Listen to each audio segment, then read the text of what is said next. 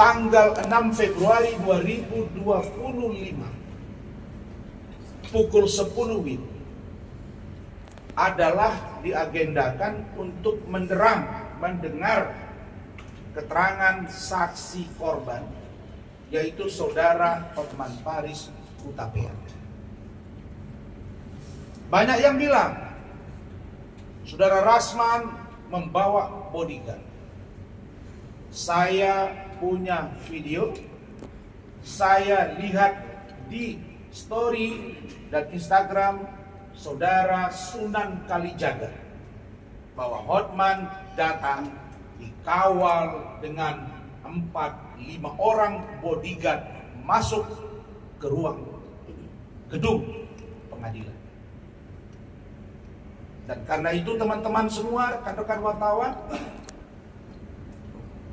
saya mohon tolong diminta tanggapan dari saudara Sunan Kalijaga, karena beliau sangat concern dan peduli dengan kasus ini. Saya serahkan pendapat Pak Sunan menilai seperti apa kasus ini dan seperti apa persidangan kemarin. Berikutnya, saya tegaskan bahwa saya Razman Arif Nasution, sidang kemarin sekali lagi adalah puncak dari kekecewaan kami tim hukum terhadap perilaku ketua majelis, yaitu Ibu Sofia Tambunan. Saya tidak melihat di situ ada komunikasi yang intens antara ketua majelis dengan anggota majelis. Karena yang dominan kami lihat adalah ketua majelis. Dan memang dia dominan. Tapi ini agak berlebihan karena putusan itu selalu serta-merta dan ketok. Saudara-saudara, kami tim hukum sejak sidang pertama, nanti akan dipertajam, akan dijelaskan lebih runut oleh Bung Firdaus Oyobo, akan dipertegas lagi oleh Ketua Tim Bung Lecu, akan diurai oleh Ibu Elida Neti dari aspek perempuan. Apa itu? Saudara-saudara, kasus ini jangan sampai lari dari pokok masalah. Perkara yang diperiksa adalah perkara dugaan pencemaran nama baik melalui Undang-Undang Informasi dan Transaksi Elektronik dengan ancaman hukuman 4 tahun penjara. Karena itu, di awal sidang pertama, saya sebagai terdakwa memposisikan diri secara baik dan nurut. Kalau ibaratnya jadi anak yang baik dalam rumah. Orang rumahan yang biasanya sangar, saya di situ ada yang bilang, "Yo, Rasman itu kemarin kalau bicara itu kayak singa. Sekarang jadi apa? Sudah kayak jadi kucing." Karena nggak bereaksi. Saya melakukan itu sebagai sebuah penghormatan kepada lembaga peradilan di mana ada ketua majelis, anggota majelis, panitra, jaksa, dan kami para tim hukum dan hadirin yang hadir di situ. Disepakati, ya, tolong di live-kan ini kalau bagi yang melive-kan. Disepakati sidang terbuka untuk umum dan diizinkan live. Betul kan? Jolin ikut, Pak Firdaus ikut, Bung Lecu, ketua tim selalu ada Bu Ida. Pada saat sidang pertama, supaya didengar oleh Bapak Ketua Mahkamah Agung, supaya didengar oleh Komisi Yudisial, supaya didengar oleh Bapak Ketua Pengadilan Negeri Jakarta Utara, supaya didengar oleh Ketua Pengadilan Tinggi DKI Jakarta, supaya didengar oleh Badan Pengawas Mahkamah Agung, supaya didengar oleh DPR RI. Tidak usah sampai ada solidaritas sesama hakim. Nanti di stressing point oleh beliau. Ada solidaritas sesama hakim. Emang kami apai hakim? Apakah ada rasman menyentuh fisik hakim? Apakah ada Bung Firdaus menyentuh fisik hakim? Apakah ada Bu Ida yang juga keras menyentuh fisik hakim? Apakah ada Pak Lecu menyentuh fisik hakim? Tidak ada kita sentuh fisik hakim. Karena kita hormat. Yang ada adalah kami minta supaya hakim mendengarkan kedua belah pihak. Sejak sidang pertama Ketua Majelis Ibu Sofia, saya kaget. Jelek-jelek begini saya sudah ratusan kali juga sidang. Apalagi Bung Firdaus, apalagi Bung Lecu, apalagi Bu Ilianetti. Adik-adik saya juga sudah puluhan kali setidaknya sidang.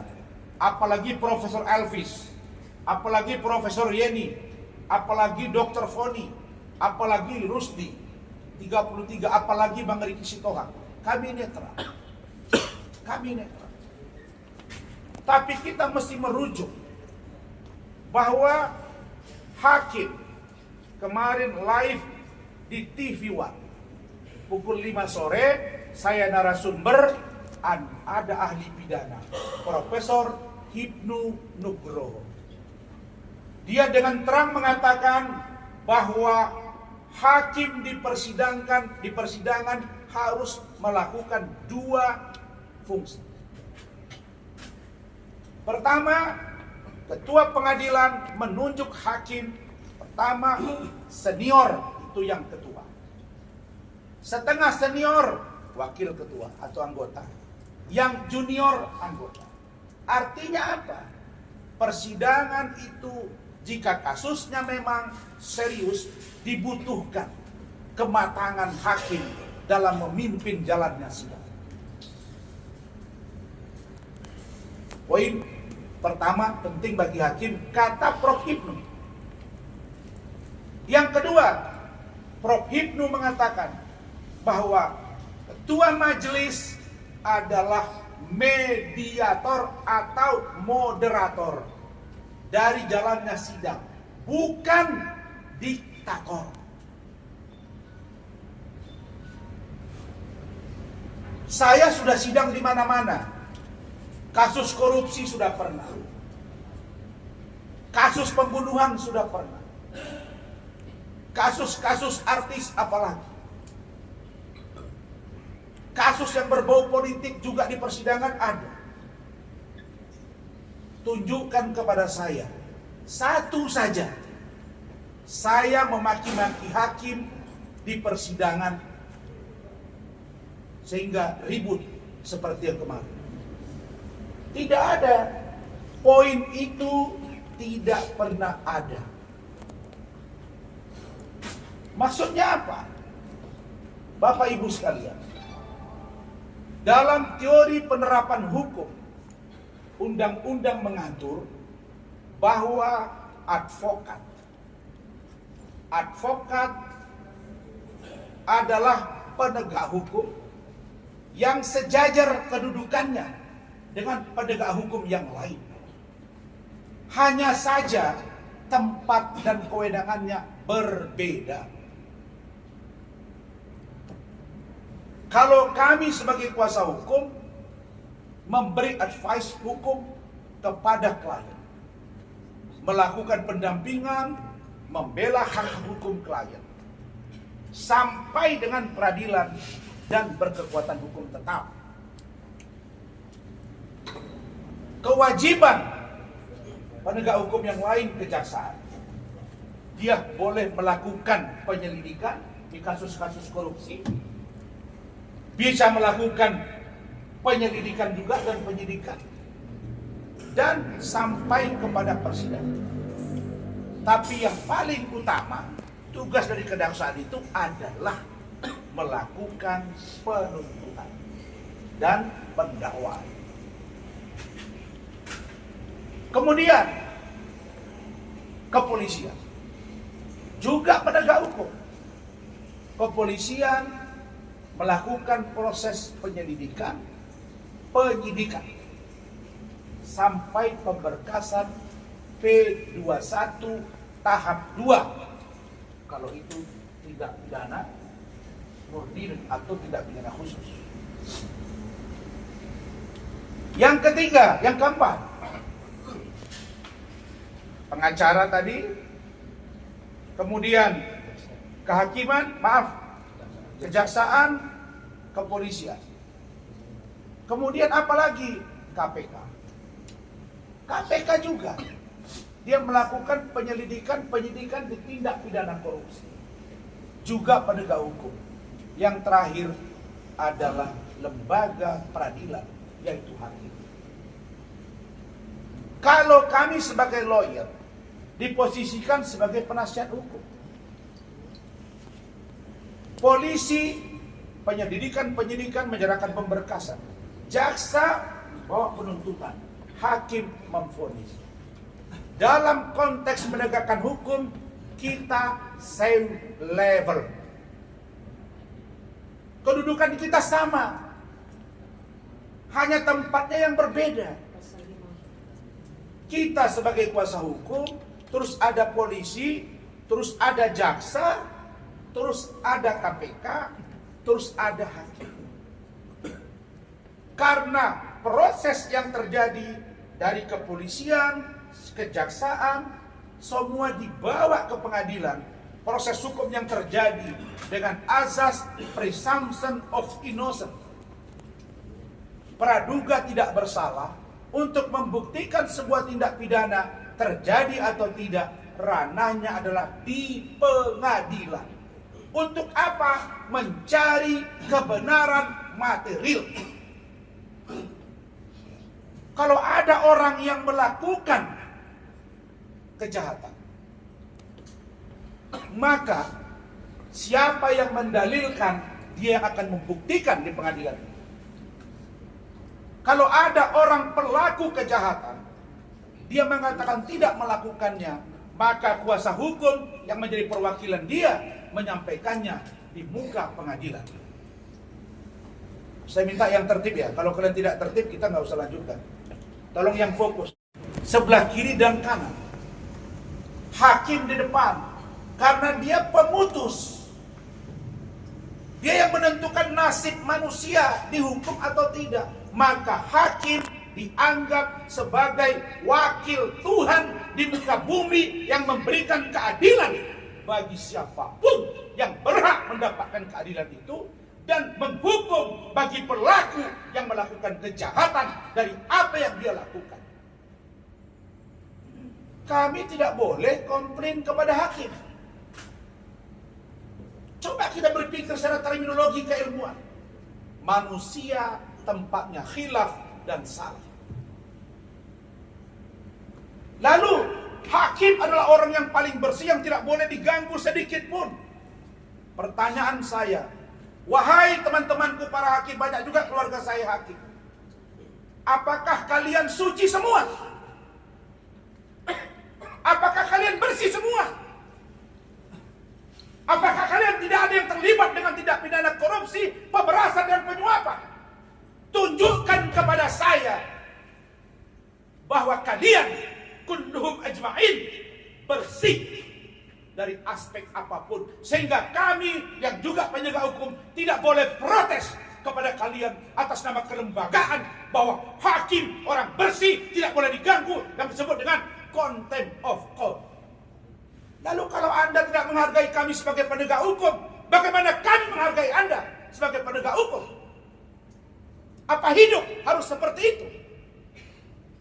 Agama manapun tidak pernah mengatur itu, bahwa hakim lebih mulia daripada yang bukan hakim. Allah, agama saya mengatakan kemuliaanmu tergantung pada ketakwaanmu. Jadi karena kita sama-sama penegak hukum ini banyak bermasalah. Kalian pikir saya takut di penjara? No. Saya wakafkan hidup saya untuk mati demi hukum dan Indonesia dan kebaikan. Saya jual ayam, saya jual koran, sejak SMP saya berhasil hari ini karena Allah, dan saya tidak takut melawan manusia karena Allah yang saya takuti, dan saya tidak takut dengan kalian siapapun kalau hukum kalian permain-mainkan.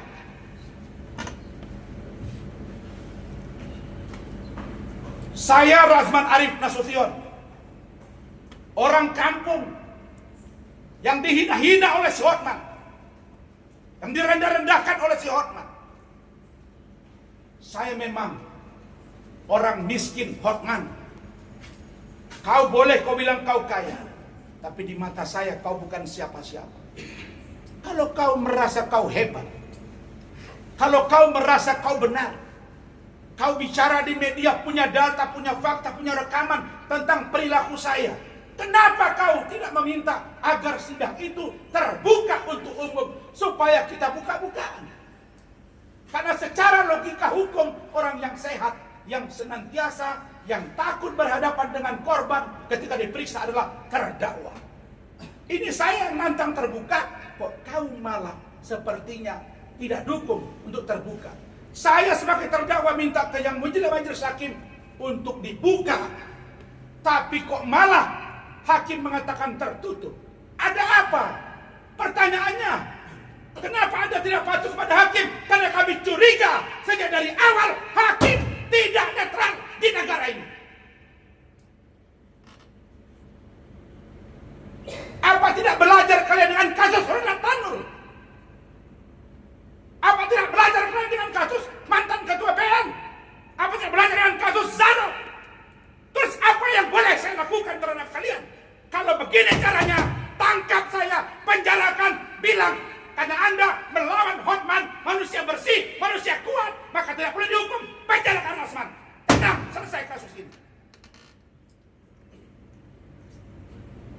Jangan kalian kira saya student, dokter dan master di luar negeri.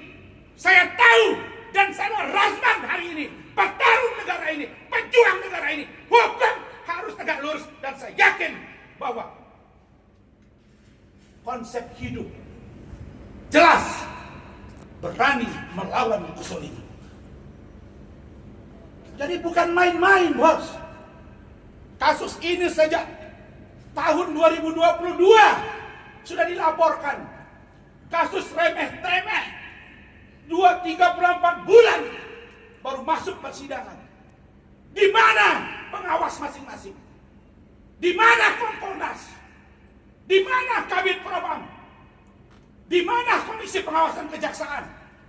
Saya bertemu dengan jaksa petinggi 3 kali. Ada istri saya, ada saksi lain. Anda bilang tidak cukup unsur, tapi Anda dorong informasinya. Kau bicara, saya akan buka. Kalian pikir Razman ini takut? No. Kalau ada Buya masuk penjara, Soekarno masuk penjara, demi hukum saya lebih gila dari Alvin Lim dan tidak takut masuk penjara. Saya tidak main-main.